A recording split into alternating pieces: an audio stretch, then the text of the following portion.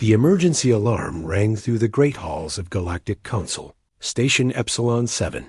Ambassador Zixthara moved quickly on her 6 legs, her purple skin changing colors as worry filled her mind. She had called this meeting because something terrible was happening in the outer systems. Something that made even the bravest alien warriors shake with fear. The council chamber filled with beings from across the galaxy. There were the tall, thin Thaxians with their gray skin and large black eyes. The rock-like granite people sat in their heavy chairs, making the floor shake. Flying creatures called the wind singers floated near the ceiling, their wings making soft music. All of them looked scared. Zixthara stood at the center of the room. Her voice was loud and clear as she spoke to the gathered aliens. My friends, we face a crisis that threatens all life in the Outer Rim. For 3 full cycles, our merchant ships have been disappearing near the Kepler 442b system. We all know what lives in that cursed place. A Thaxian captain named Veltar stood up. His hands were shaking. Ambassador, surely you do not speak of the Void Stalkers. Those creatures are death itself. No one goes to that system and lives. The room filled with frightened whispers. Some aliens made religious signs with their hands or tentacles. Others began to pray in their ancient languages. The Void Stalkers were the stuff of nightmares. They were massive creatures that could move through solid metal like it was air. They could read minds and fill their victims with such terrible fear that most beings died from fright before the creatures even touched them. Zixthara nodded sadly. Yes, my friend, the Void Stalkers are hunting again. They have grown bold and now attack ships far from their home world. 12 different species have gone extinct because of these monsters. Now they threaten us all. A wind singer spoke from above, her voice like a sad song. What can we do? Our weapons cannot touch them. Our shields mean nothing. They are ghosts that bring death. We must close all trade routes through that area, said a granite person, his voice deep like thunder. Let the Void Stalkers have their empty space. We will find other ways to travel. But Zixthara shook her head. That system controls the main trade route to the rich worlds of the inner spiral. If we abandon it, thousands of worlds will lose their supplies. Millions will starve.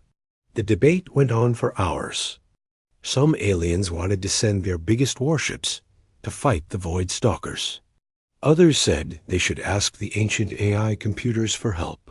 A few suggested they should just evacuate all the worlds near that system and let the creatures have everything. Meanwhile, very far away, the human ship Horizon was flying through deep space. It was not a big ship compared to some alien vessels, but it was strong and fast. The crew was small but skilled. Captain Jake Morrison sat in his chair on the bridge, drinking coffee and reading reports about star systems they had not yet explored. Jake was a man of 40 years with brown hair and kind eyes. He came from a family of fishermen who had worked the oceans of Earth for many generations. When humans first went to space, Jake had been one of the first to volunteer for deep exploration missions. He loved discovering new things and meeting new people, even if those people were not human. Captain, said Lisa Banks from the pilot's seat. She was a young woman with red hair and quick hands. She had been flying ships since she was 16 and could make the Horizon dance through space like a bird. I'm getting some kind of emergency signal from the Galactic Communication Network. Jake put down his coffee. What kind of emergency? Lisa worked at her controls for a moment. It's coming from the Galactic Council Station. Something about missing ships and requesting help from any vessels in the area. Tony Rodriguez looked up from his engineering station. He was a big man with dark skin and strong arms. He had grown up fixing machines and could make anything work, even alien technology. Captain, we're only 2 days away from their position. We could easily help if they need it. Dr. Carl Watson spoke from his science station. He was an older man with gray hair and glasses who loved studying new forms of life. Jake, this could be a great chance to make contact with more alien species. Think of what we might learn. Amy Foster, the ship's medic, was checking her medical supplies nearby. She was a small woman with blonde hair and gentle hands, but she was tough as steel when someone needed help. If there are injured people out there, we should help them. That's what we do. Jake smiled at his crew. These 4 people had been with him for 3 years, exploring the far edges of known space.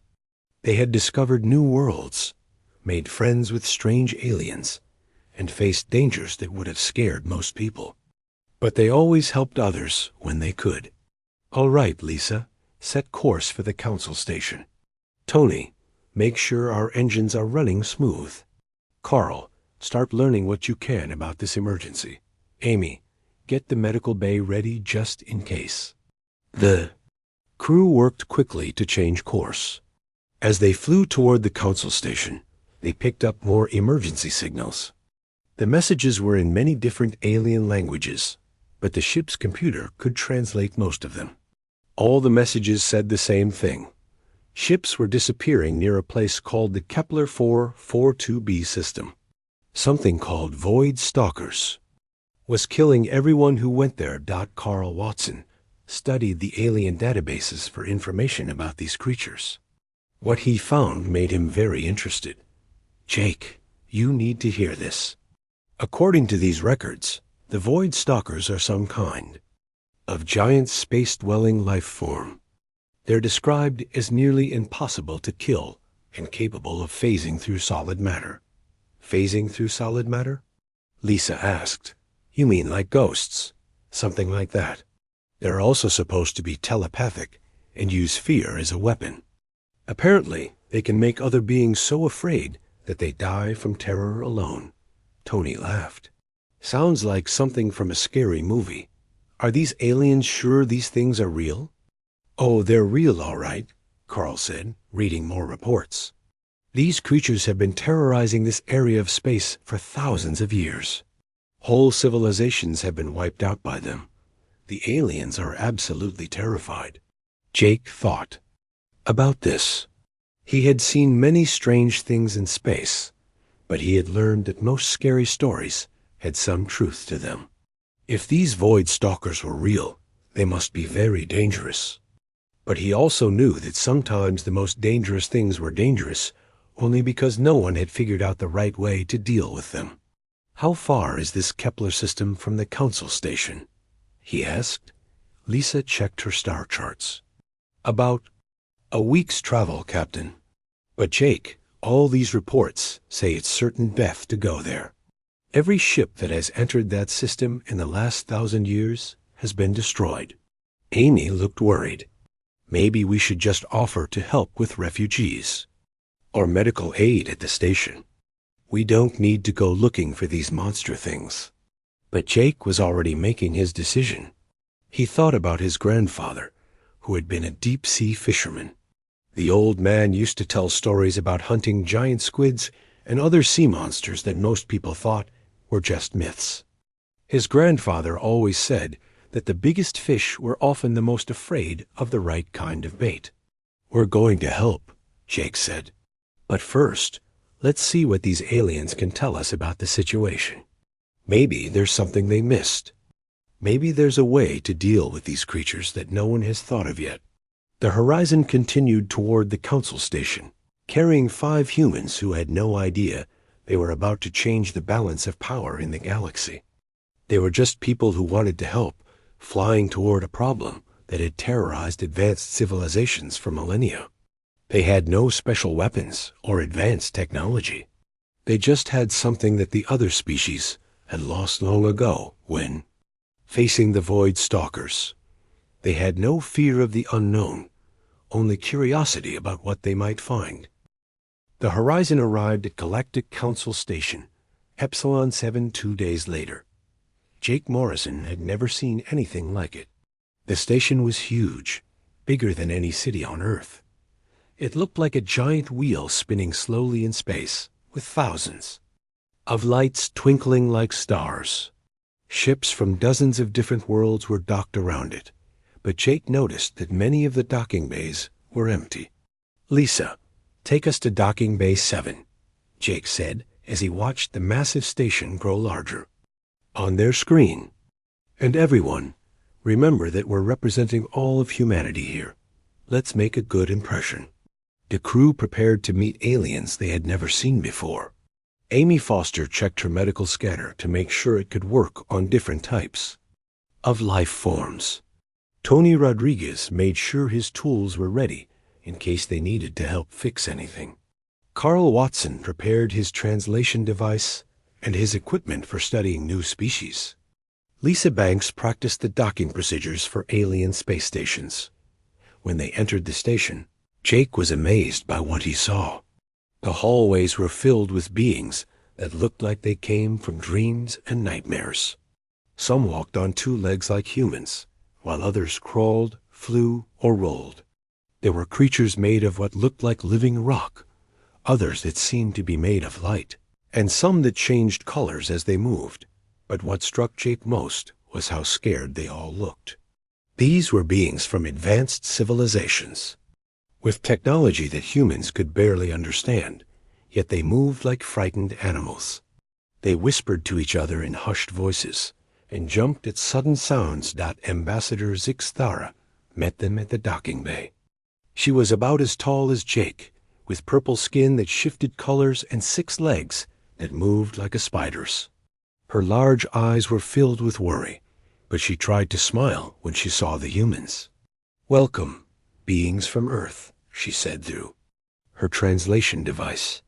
"I am Ambassador Zixthara. We are grateful that you answered our call for help, though I fear you may have come to your deaths." Jake shook her hand carefully, noting that it felt warm and had too many fingers. "I'm Captain Jake Morrison. This is my crew. We heard about your problem with these void stalkers. We'd like to help if we can." Zixthara's skin turned a darker purple, which Jake guessed meant she was more worried. "Captain Morrison, I must tell you the truth. These creatures are not like anything you have ever faced. They are death itself. In all our history, no one has ever survived a direct encounter with them." "Well," said Tony with a grin, "there's a first time for everything." The ambassador led them through the station to a large meeting room where other alien leaders were gathered. Jake counted at least 20 different species, all looking frightened and desperate. When Zixthara introduced the humans, the room fell silent. A tall, thin alien with gray skin stood up. "You cannot be serious, Ambassador. These humans. They look so small and soft. If our greatest warriors cannot face the Void Stalkers, how can these tiny beings help?" Carl Watson adjusted his glasses and spoke calmly. "Sometimes being small helps. Sometimes being different helps too. We'd like to know more about these creatures before we decide what to do." For the next 2 hours, the aliens told them everything. They knew about the Void Stalkers. Jake listened carefully, taking notes. The creatures were about 50 feet long and looked like giant jellyfish made of shadow and light. They could pass through solid metal like it was air. They were telepathic and could read minds from miles away. Most importantly, they used fear as their main weapon, projecting images of death and despair into the minds of their victims. "Most beings die from terror before the stalkers even touch them," explained a creature that looked like a walking tree. "Those who do not die from fear are drained of their life force until nothing remains but empty shells." Amy Foster raised her hand. "What do they eat? I mean, what keeps them alive?" The aliens looked confused by the question. They "They feed on life energy," Zixthara said slowly. "They are not like normal animals that eat food." "But they're still living creatures, right?" Lisa asked. "They have to follow some kind of natural laws." "We suppose so," said the gray-skinned alien. "But what does it matter? They cannot be killed by any weapon we know. Jake was quiet for a moment, thinking. Then he asked, how many ships have actually tried to fight them, instead of just running away? The room was silent for a long time. Finally, a small alien that looked like a floating brain spoke up. None, Captain Morrison.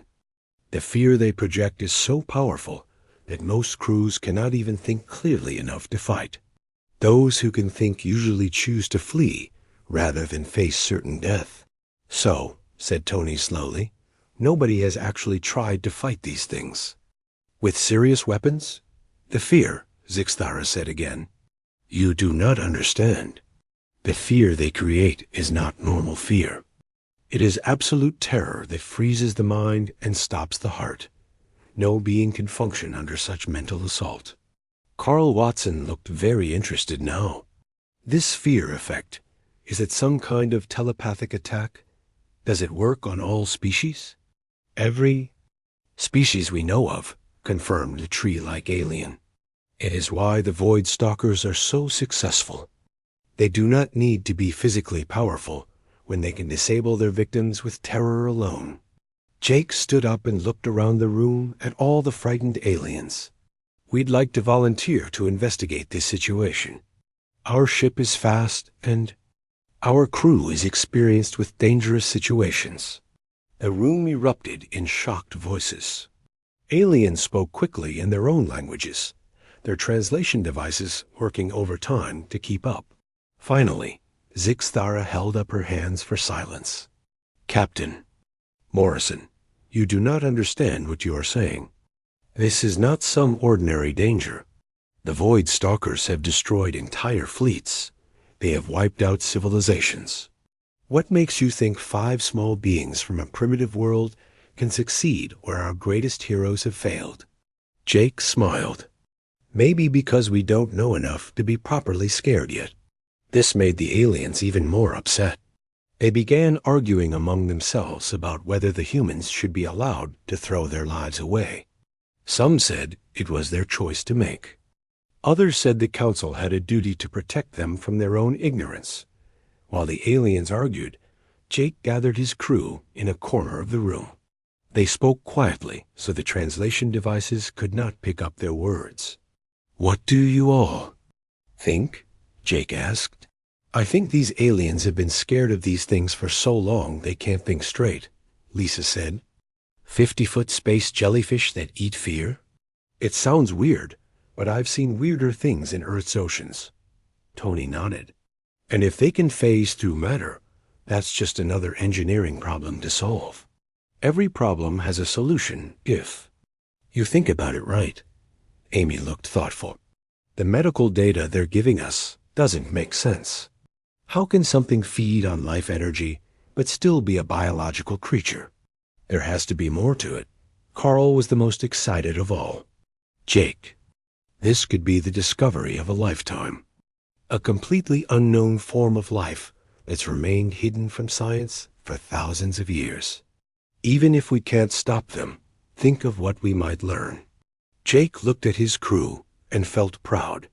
They were scared, he could tell, but they were more curious than frightened. That was what made humans special, he thought.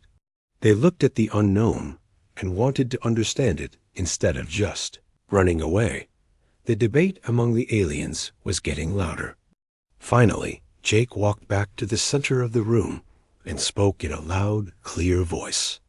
We're going to the Kepler system, he announced. We'll investigate these Void Stalkers and see what we can learn. If we can find a way to stop them, we will. If not, at least we'll gather information that might help others find a solution later. The room fell completely silent. Zixthara stared at him with her large eyes. Captain Morrison, this is suicide. Your species will blame us for your deaths. No, they won't, Jake said simply. Because this is what humans do. We explore.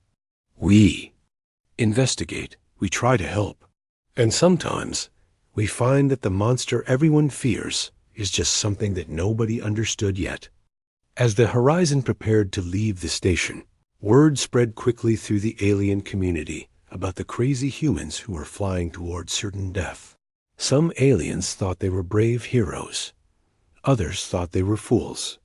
But all of them would be watching to see what happened when humanity met the terror of the galaxy for the first time. The Horizon left the Galactic Council station 3 days later, fully loaded with supplies and equipment. The aliens had insisted on giving them the best sensors, shields, and weapons they could fit on the small human ship. Zixthara had personally overseen the installation of a powerful communication array so the humans could send back information even if they did not survive. At least their deaths will not be meaningless, she had said to her aide as they watched the human ship disappear into hyperspace. The journey to the Kepler 442b system took 1 week. During that time, the crew prepared for what might be their most dangerous mission yet. Carl Watson studied every piece of data about the void stalkers that the aliens had given them. Amy Foster prepared medical supplies for injuries they might not even understand. Tony Rodriguez worked on modifying their weapons and shields based on alien technology. Lisa Banks practiced emergency flight maneuvers that might help them escape if things went wrong. Jake Morrison spent his time thinking about his grandfather's stories. The old fisherman had always said that the most dangerous sea creatures were the ones that people feared the most. Fear makes you stupid, Jake, his grandfather used to say. When you're afraid, you can't see what's really there. You only see a monster in your head. On the 7th day, they arrived at the edge of the Kepler system. Lisa brought the ship out of hyperspace carefully, all sensors active and ready to detect any threat. What they saw made them all stare in wonder. System was beautiful. The star was a warm golden color, and several planets orbited it in perfect circles. But floating in space between the planets were massive shapes that looked like jellyfish made of starlight. They were translucent and glowing, moving slowly through the vacuum of space with graceful, flowing motions. "Those are them," Carl whispered, his voice filled with scientific excitement. "The Void Stalkers. They're magnificent." The creatures were indeed about 50 feet long, just as the aliens had described. They had long, flowing tentacles that trailed behind them like ribbons of light. Their bodies pulsed with different colors: blue, green, purple, and silver. There were dozens of them, maybe hundreds, scattered throughout the system. "They're actually quite beautiful," Amy said softly. "I can see why some species might worship them instead of fear them."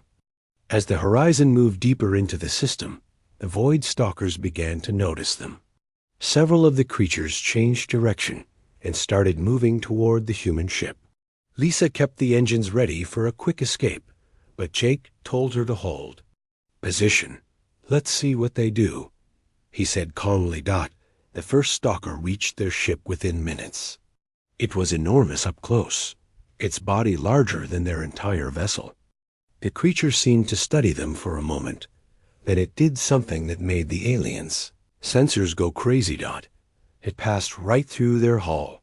The crew felt a strange tingling sensation as the creature moved through their ship, like it was made of air. Emergency alarms began ringing as the ship's computer tried to understand what was happening. Then suddenly, the stalker was inside the bridge with them. The creature filled the entire room, its translucent body glowing with soft light. Its tentacles moved slowly around the human crew, and they could feel something touching their minds. The Void Stalker was trying to project fear into their thoughts, just as the aliens had described. But something was wrong. The fear effect was not working. Jake felt the creature's mental touch and found it more interesting than frightening. It was like having someone whisper scary stories in his ear, but the stories were not very good. He could sense that the stalker was confused by his lack of terror. Lisa was examining the creature's body structure with fascination. "Look at those muscle fibers," she said to Tony. "I bet this thing could swim through water just as easily as it moves through space." Tony was taking measurements with his instruments. The way it phases through matter is incredible. It's like it can control its molecular density at will. Amy was studying the creature's life signs with her medical scanner. Its heart rate is increasing, she reported. I think it's getting frustrated. Carl Watson was in scientist heaven. He was taking pictures and readings of everything, completely ignoring the fact that he was supposed to be paralyzed with fear. This is the most amazing biological adaptation I've ever seen, he said excitedly. The Void Stalker tried harder to frighten them. It projected images of death and destruction into their minds. It showed them visions of empty space, of being alone forever, of watching their friends die.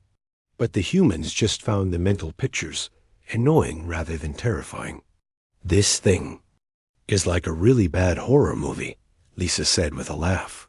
My little brother could make scarier pictures with his computer. The creature's confusion was growing. It had never encountered beings who were not afraid of it. Its whole existence was based on using fear to paralyze its prey. Without that fear, it did not know what to do. More Void Stalkers arrived, passing through the ship's hull to join the first one. Soon the bridge was filled with the glowing creatures, all of them trying to frighten the humans. But instead of terror, they found curiosity. Jake stood up and looked around at all the magnificent creatures surrounding his crew. You know what, guys? I think we're looking at this all wrong. What do you mean, Captain? Amy asked. These things aren't really monsters, Jake said thoughtfully. They're just animals. Very strange animals, but animals all the same. They've learned to use fear as a hunting tool because it's worked for thousands of years. But they're not evil. They're just doing what they evolved to do. Carl nodded eagerly. Exactly. They're like deep-sea creatures that use bioluminescence to stun their prey. The fear projection is just another biological adaptation. Tony was studying the way the creatures moved. And look at how they're built. Those tentacles, that flowing body shape. They're designed for moving through dense matter. They're not space creatures at all. They're probably from some kind of liquid environment. Lisa checked her star charts. The fourth planet in this system is mostly ocean. Maybe that's where they originally came from. Amy was getting excited now. If they're from a water world, then their biology might be similar to Earth sea creatures. They might even be edible. This comment made everyone stop and think. The Void Stalkers seemed to sense the change in the humans' thoughts. They stopped, trying to project fear, and instead began to back away from the crew. Edible? Jake asked slowly. Well, think about it, Amy said. They're basically giant space jellyfish. On Earth, we eat regular jellyfish. We eat squid, octopus, all kinds of sea creatures. If these things are biological rather than energy beings, then they probably have muscles, organs, maybe even something like meat. Carl was nodding enthusiastically. The scanner readings show they have a complex protein structure. Very high. Nutritional value, actually. They might be incredibly good for you. Tony laughed. You mean to tell me that the most feared creatures in the galaxy might just be really big seafood? The Void Stalkers were definitely backing away now. They could sense that the humans' thoughts had changed from curiosity to something else.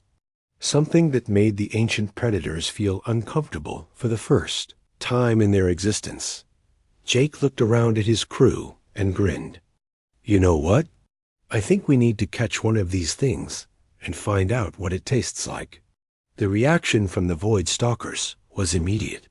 They began to retreat from the ship, moving faster than the humans had seen them move before.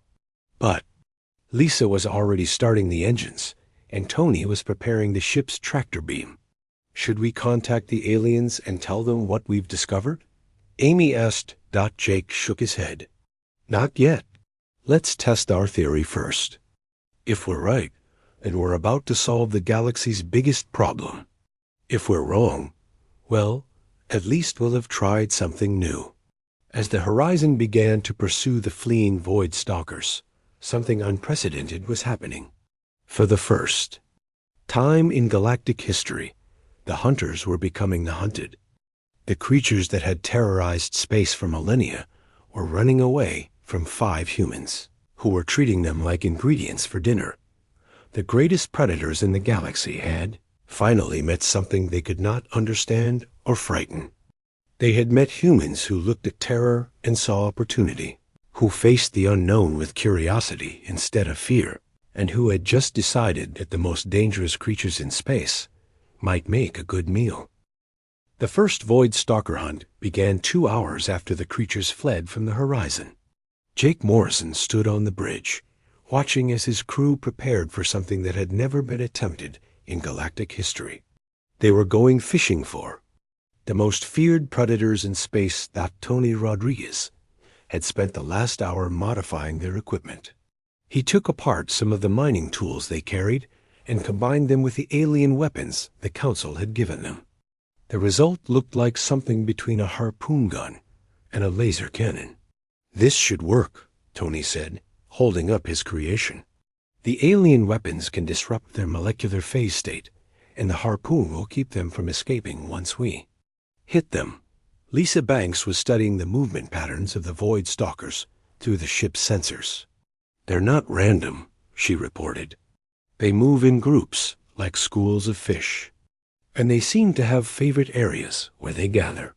Carl Watson was taking detailed notes about everything they observed.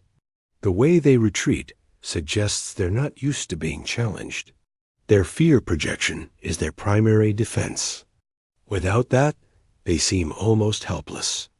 Amy Foster was preparing the ship's small cargo bay for their catch.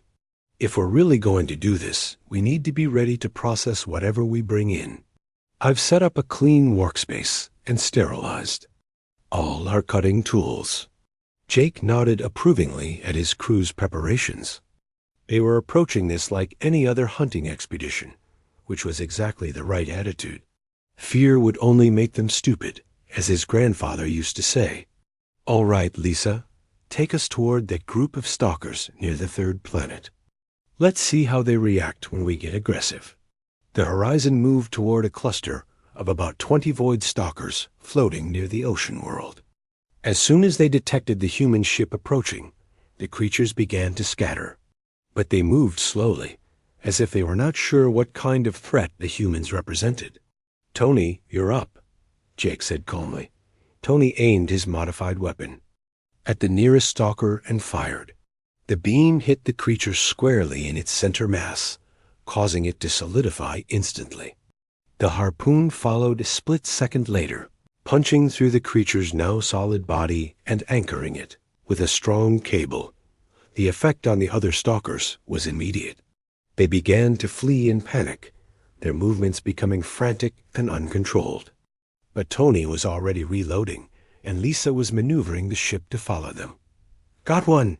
Tony shouted with satisfaction. "And it's a big one."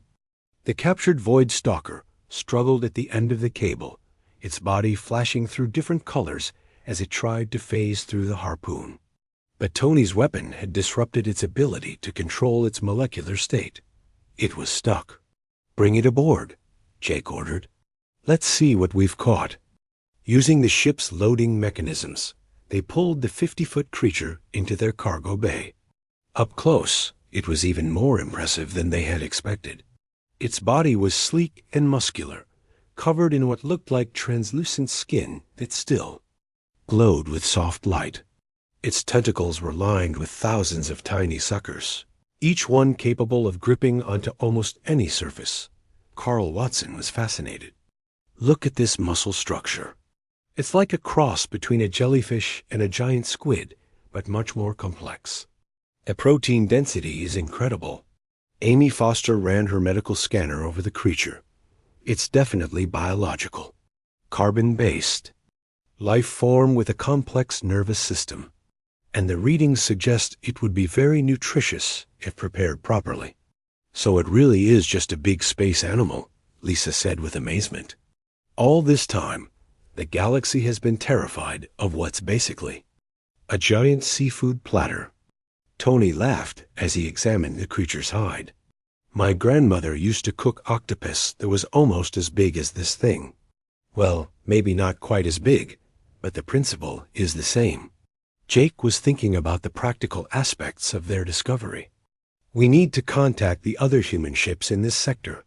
If we're right about this, we could clear out this entire system in a few weeks. Should we call the aliens too? Amy asked. Not yet, Jake decided. Let's make sure we know what we're doing first. Carl, I want you to do a complete analysis of this thing. Find out everything you can about its biology. Amy, I want you to determine if it's safe to eat and how it should be prepared. Tony, work on improving our hunting equipment. Lisa, map out the locations of all the stalker groups in the system. Over the next few hours, the crew worked with scientific precision to understand their catch. Carl discovered that the void stalkers were indeed evolved from ocean creatures, probably from the deep trenches of the water world in this system. Their ability to phase through matter was an adaptation that allowed them to move through dense water and rock. In the vacuum of space, this ability made them seem ghost-like and supernatural. Amy found that the creature's meat was not only safe to eat, but packed with nutrients that were rare in the galaxy. The proteins were complete and easily digestible by most known species. Even better, the meat contained compounds that seemed to boost mental clarity and physical strength. This could be the most valuable food source in the galaxy, Amy reported. One of these creatures could feed a small city for months. Tony had improved his hunting weapons and was ready to catch more stalkers. He had also figured out how to use the ship's tractor beam to corral the creatures, making them easier to target. Lisa had mapped the entire system and found that there were probably over 1,000 void stalkers living here. They seemed to breed in the deep oceans of the fourth planet and then spread out through the system to hunt for food. Captain, Carl said excitedly, I think I know why these creatures became such a problem for the galaxy. They're not native to this system. They're an invasive species. Jake looked up from the reports he was reading. What do you mean? The biological evidence suggests they evolved in a much denser environment, probably a water world with heavy gravity, but something brought them here, probably thousands of years ago. Without natural predators, they multiplied and began hunting throughout this region of space. So they've been disrupting the natural balance, Amy added. Like invasive fish that destroy local ecosystems. Exactly. And now they've grown so numerous that they're actively hunting outside their home system. That's why the alien ships have been disappearing. Tony grinned. Well, looks like the galaxy finally found its natural predator for these things. Us. Jake made his decision. Lisa, send out a message to all human vessels in this sector. Tell them we've found something that might interest them. Don't mention the stalkers yet. Just say we've discovered a new food source that needs harvesting. What about the aliens? Amy asked again. We'll contact them after we've caught a few more of these things. I want to show them that the problem can be solved, not just talk about it. Over the next 3 days, more human ships began arriving in the Kepler system. Word had spread through the human fleet about Captain Morrison's discovery, and everyone wanted to see what the excitement was about. The first ship to arrive was the cargo vessel Big Catch, captained by Maria Santos, an old friend of Jake's who specialized in deep space fishing operations. When she saw the void stalker in the horizons cargo bay, she started laughing. Jake Morrison, you crazy fisherman, she said over the communication link. You found us the biggest catch in the galaxy. Soon there were 5 human ships in the system, all equipped for hunting and processing large space creatures. The humans organized themselves like any fishing fleet, with each ship taking responsibility for different areas of the system. The void stalkers, who had ruled this region of space for thousands of years, suddenly found themselves facing organized, efficient predators who were not afraid of them. For the first time in their existence, they were the ones being hunted, and the humans were just getting started. 6 months after the first Void Stalker hunt, the Kepler 442b system looked completely different.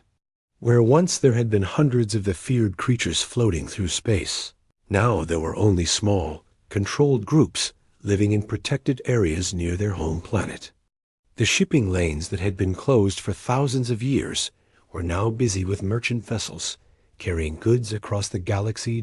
Jake Morrison stood on the observation deck of Kepler Station, the first permanent human outpost in the system. Through the large windows, he could see human ships coming and going, carrying loads of processed stalker meat to markets throughout the galaxy. What had once been the most dangerous place in known space was now one of the busiest trade centers. The station itself was impressive. Built from materials mined from the local asteroids, it served as both a processing facility and a research center. The humans had learned to use every part of the Void Stalkers, just like their ancestors had used every part of whales and other large sea creatures. The meat was a luxury food item. The hide made excellent protective clothing, and even the creatures. Glowing organs had uses in advanced technology. Dr. Carl Watson walked up to join Jake at the window. The scientist looked tired but happy. His research team had spent months studying the stalkers and had made discoveries that were changing how the galaxy understood these creatures. The latest population count shows we're right on target, Carl reported. We've reduced the stalker numbers by about 90%, but we've left enough breeding pairs to maintain a stable population. They're no longer a threat to shipping, but they won't go extinct either. Jake nodded approvingly. The humans had learned from Earth's mistakes with overfishing.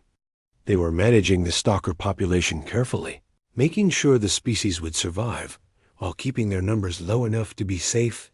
Any word from the Galactic Council? Jake asked. Carl smiled. Ambassador Zixthara is arriving tomorrow with a full delegation. Apparently, they want to officially thank us and discuss expanding our operations to other systems. The transformation of the galaxy's attitude toward humans had been remarkable. 6 months ago, most aliens had thought of humans as a primitive species from a backwater planet. Now, human expertise was in demand everywhere. The Galactic Council had received reports of similar problems with dangerous creatures in other systems, and they wanted human help to solve them.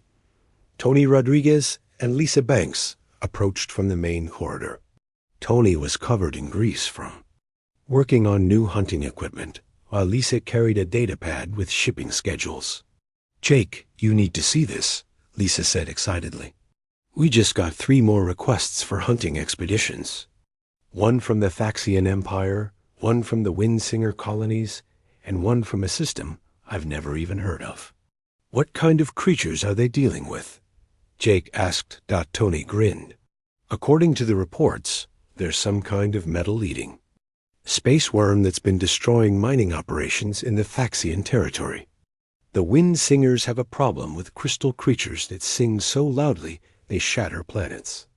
And the unknown system has something they're calling star vampires that drain energy from suns.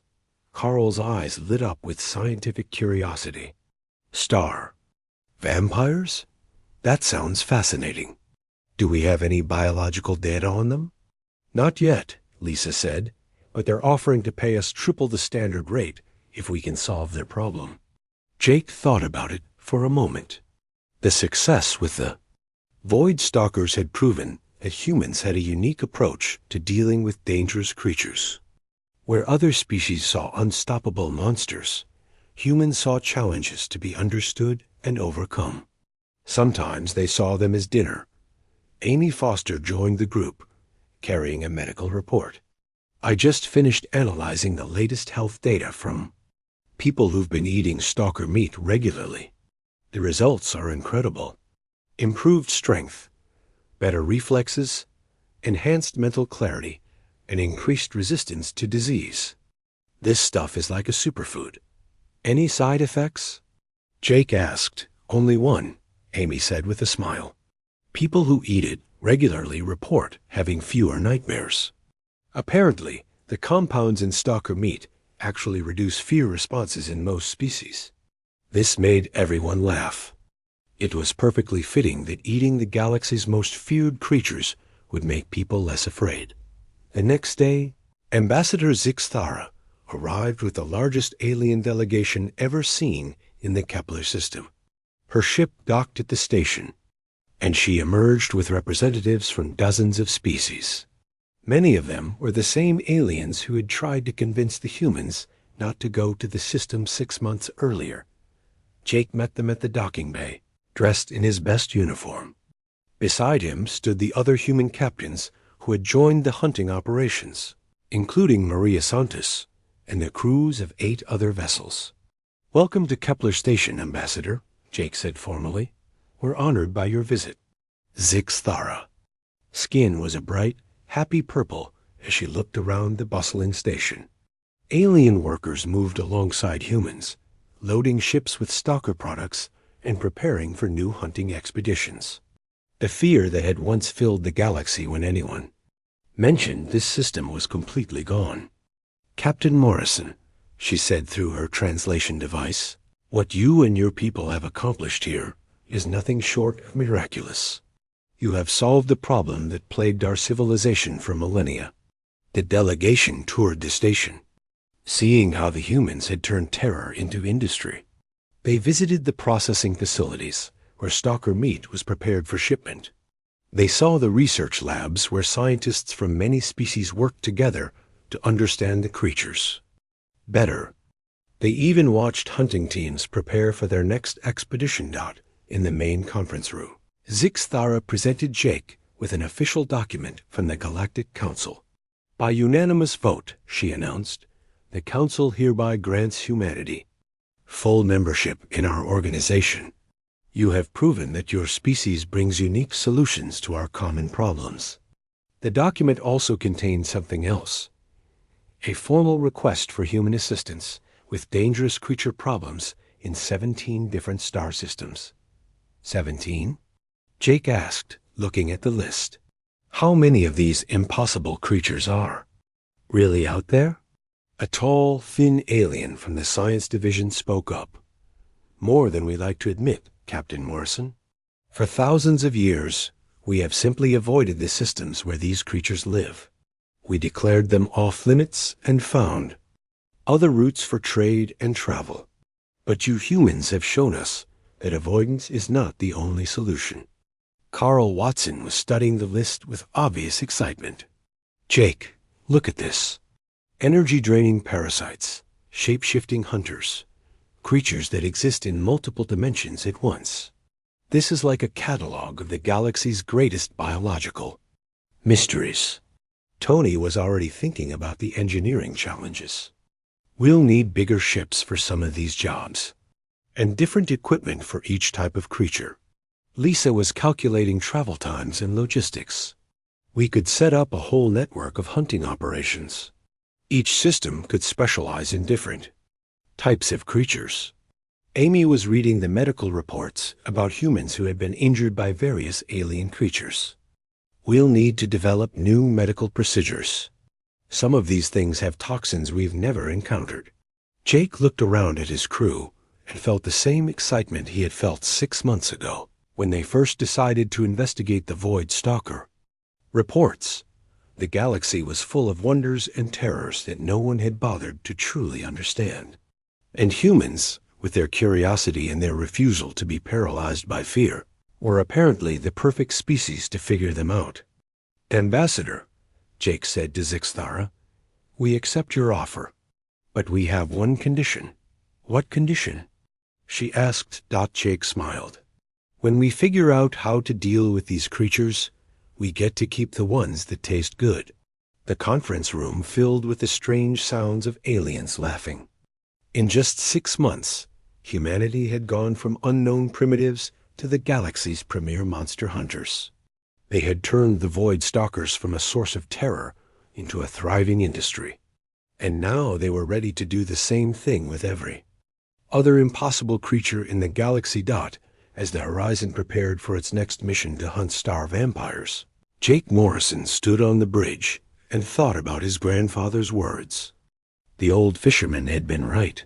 The biggest fish were often the ones that scared everyone else away.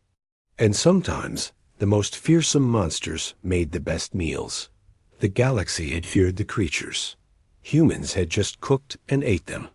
And in doing so, they had found their place among the stars.